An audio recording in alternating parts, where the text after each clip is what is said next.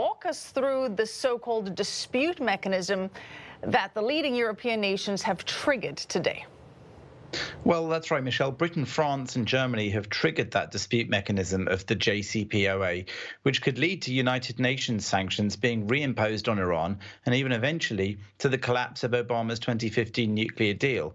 And that's because they're now worried that Iran might be less than a year away from possessing the capability to develop a nuclear bomb, and they're concerned that Iran is not meeting its commitments. The Europeans don't really want to get rid of the deal. They want to keep it, but this move imposes a 30-day time limit on finding resolutions to their complaints. So in a way, it could be the start of the end of the deal should satisfactory outcomes not be reached. And it commits to arbitration between the parties involved in that deal. The deadlines can be suspended or extended by the Europeans before the matter goes to the UN Security Council. But when that happens, timelines become much stricter, and ultimately it could result in the snapback of sanctions that had been lifted under the deal. So that's how it puts some pressure on Iran and encourages them to fall back in line with the Europeans' desires.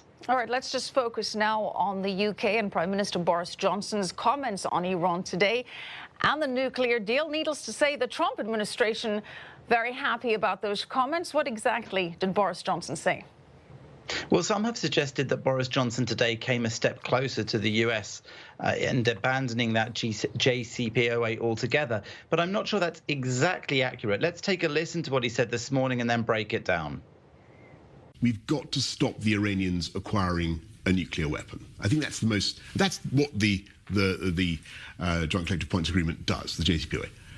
But if we're going to get rid of it, then we need a replacement.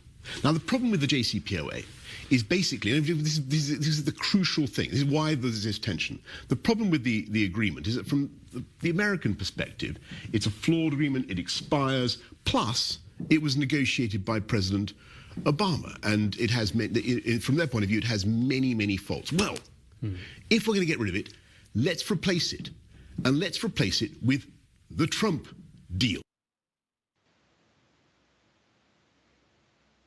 Obviously, there's been a lot of attention given to that mention of making a Trump deal with Iran, but rather than representing a shift in the UK's position away from the Obama-led deal, this is more likely an effort by Boris Johnson to emphasise the importance of having some control over Iran's nuclear ambitions through some kind of deal. So he's sitting on the fence, really, by admitting there are problems with the current nuclear deal, but still seems committed to it and only really wants that Trump deal if the JCPOA is going to be abandoned. So ultimately, he's arguing for a nuclear deal with Iran, even if this one's no longer savable, and perhaps putting in an appeal to what he might see as President Trump's vanity in labeling a potential replacement the Trump deal.